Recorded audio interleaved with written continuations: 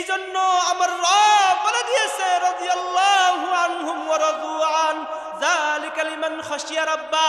আমার সাহাবাদের প্রতি আমি এমনি এমনি খুশি হইনি, কারণ রক্তের বদৌলতে, দিনের বদৌলতে আমি খুশি হয়েছি, ঠিক কিনা?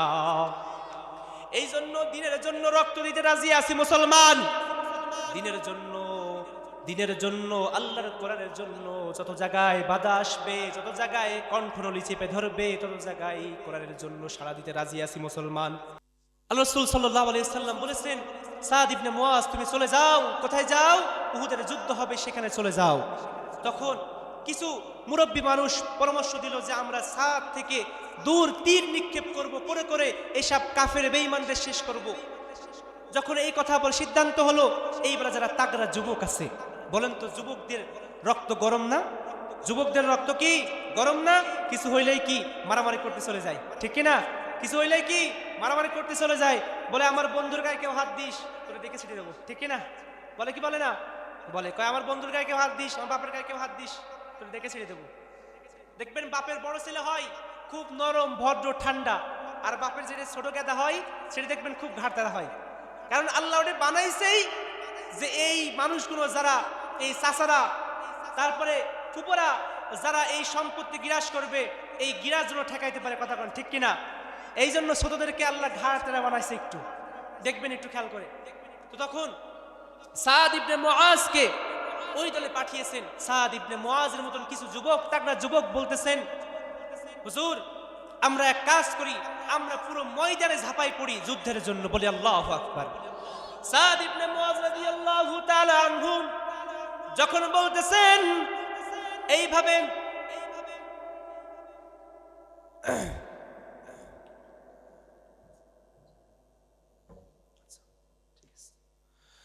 সাদ ইবনে মুআজ রাদিয়াল্লাহু তাআলা আনহু বলতেছেন, ও রাসূল আমার একটা কথা আছে, আমার একটা আরজি আছে, আমরা ডাইরেক্ট ভাবে ঝাঁপাই পড়বো।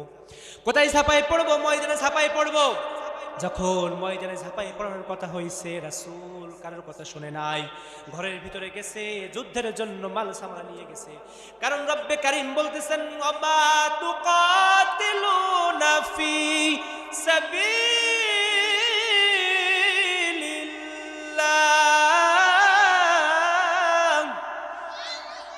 রব্বে কারীম বলতেছেন দিলের ভিতরে তামান্না রাখবা যুদ্ধের। কার? যুদ্ধের রাখবা তামান্না, যেই তামান্না তোমাকে, কারণ যুদ্ধের ময়দানে যদি কেউ শহীদ হয়, শহীদের বিচার রব্বে কারীম করে না। বলি আল্লাহু আকবার। এই জন্য আল্লাহর কাছে বলতে হবে, ও রব্বে কারীম, ও রব আমার মরণটা তুমি ছাগল গরুর মতন দিও না, আমার মরণটা তুমি ইসলামের জন্য কবুল করো, ঠিক কিনা? এই জন্য আমার মরণটা তুমি ইসলামের জন্য কবুল করো, আল্লাহ দিনের জন্য কবুল করো, আল্লাহ তোমার সন্তুষ্টের জন্য কবুল করো, যেমন ভাবে মরণ দিয়েছো সাদ ইবনে মুআজের, ঠিক কিনা? যখন যুদ্ধের প্রস্তুতি শুরু হলো, সবাই যুদ্ধের ময়দানে হাঁপাই পড়তেছেন। এখন লাইন বাই লাইন সবাই দাঁড়ায় আছে।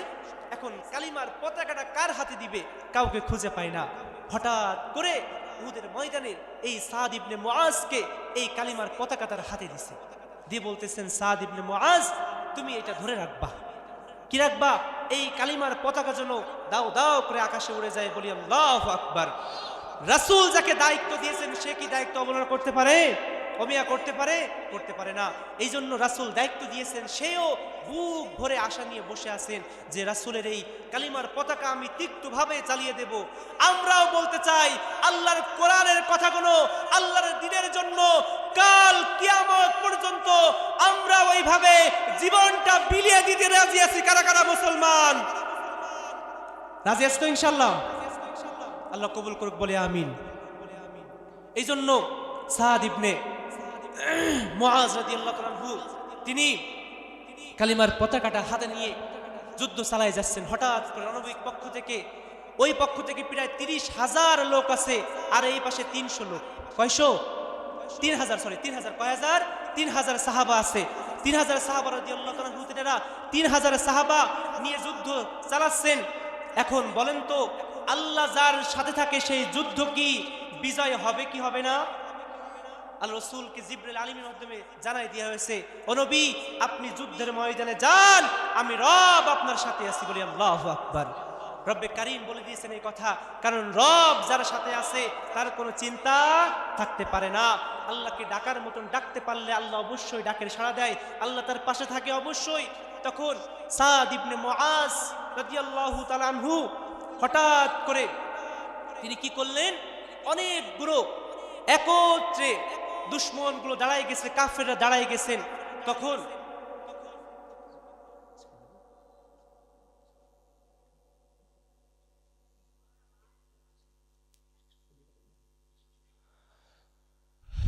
কষ্ট হয় বাজান, কষ্ট হয়, শুনবেন তো ইনশাল্লাহ? শেষ পর্যন্ত আছেন তো? হুজুর সারা রাত থাকবো, এ পা আমরা দিয়ে দিয়ে বড় হয়েছি ভাই, মোটামুটি হুজুর সারা রাত থাকবো, থাকবেন তো ইনশাল্লাহ? সারা রাত থাকা লাগবে না, আমার প্রধান মেহমান ওটা পর্যন্ত থাকলেই হবে ইনশাআল্লাহ। মোনাজাত করে যাবেন, আল্লাহ যেন আমাদেরকে কবুল করুক বলে আমিন। তো এই জন্য যে কথা বলতেছিলাম বাজান, যখন সাদ ইবনে মুআজকে পুরো শত্রুরা ঘিরে থাকলো, সাদ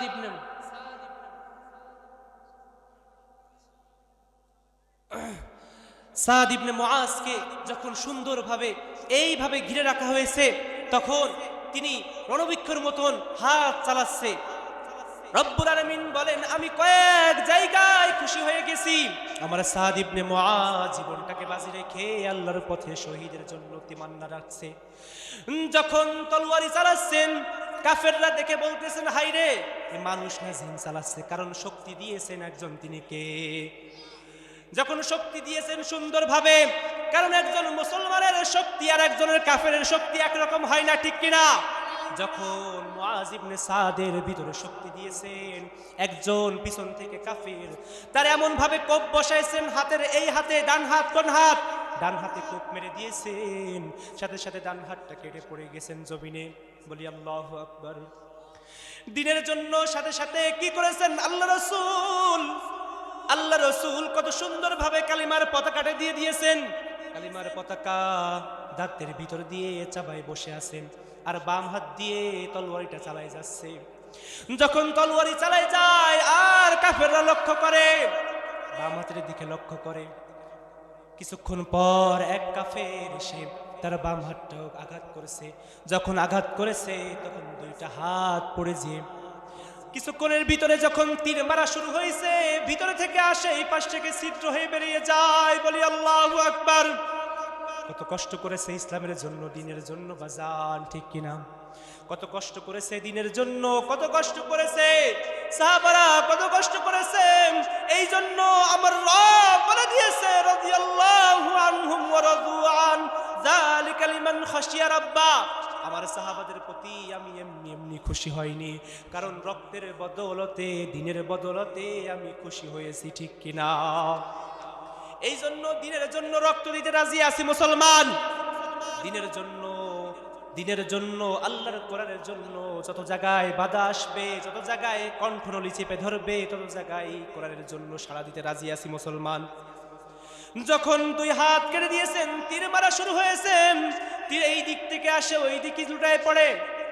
আল্লাহর এই সাহাবা, আল্লাহ রাসূলের সাহাবা সাথে সাথে জমিনের ভিতরে পড়ে গেছে। জমিনের ভিতরে যখন পড়ে গেছে, দুনিয়ার পর থেকে বিদায় নিয়েছেন রক্ত মাখা মুখ। উহুদের জমিনে 70 জন সাহাবা শহীদ হয়েছিল। আল্লাহ বলে, যারা শহীদ হয় আমি তাদেরকে কাল কিয়ামতের ময়দানে ওইভাবে উঠাবো। বলি সুবহানাল্লাহ। আল্লাহ যেন সবাইকে আমাদেরকে শহীদ মৃত্যুবরণ দান করুক। আল্লাহ রাসূল বলেন, আমার সাদ ইবনে মুআজ পড়ে আছে দূর বালুর ভিতরে, আমার সাদ ইবনে মুআজ দূর বালুর ভিতরে পড়ে আছে। সবাইকে যখন বলতেছি, সবাই দেখো তো লার কার কার কে কে শহীদ হয়েছে। যখন রাসূল সাল্লাল্লাহু আলাইহি ওয়াসাল্লামের কাছে যখন এই লাশগুলো আনা হয়েছে, তখন দেখে সাদ ইবনে মুআজের দুই হাত নাই, আল্লাহর জন্য কষ্ট করেছে। তখন আল্লাহ রাসূল বলতেছেন, ও আমার সাহাবারা, দেখো না আল্লাহর দ্বীনের জন্য কত কষ্ট করেছে। ও আমার সাহাবারা, দেখো সাদ ইবনে মুআজ একজন ধনী পরিবারের সন্তান ছিল, একজন একদম স্বাবলম্বী পরিবারের সন্তান ছিল। দেখো আজ দুনিয়ার পর থেকে কিভাবে চলে গেল, দুনিয়ার পর থেকে জিন্দেগিটা ফাঁকা করে চলে গেল। ও আমার সাহাবারা, দেখো আল্লাহর দ্বীনের জন্য কত কষ্ট হয়েছে, দুইটা হাত জমিনে ফেলে দিয়েছেন। দেখো দেখো, তোমরা শেখো এর থেকে কিছু, ঠিক কিনা বলেন তো? আল্লাহর কোরআনের জন্য জীবন দিতে রাজি আছি আমরা মুসলমান। আল্লাহ আমাদেরকে কবুল করুক, বলে আমিন। আল্লাহ তাআলার যে সাহাবার কথা বললাম, আল্লাহ রসুলের যে সাহাবার কথা বললাম, আল্লাহ যেন এই সাহাবার মতন জীবনের আদর্শ যেন আমাদেরকে গড়ার মতন সুযোগ করে দেয়। সকলে বলে আমিন।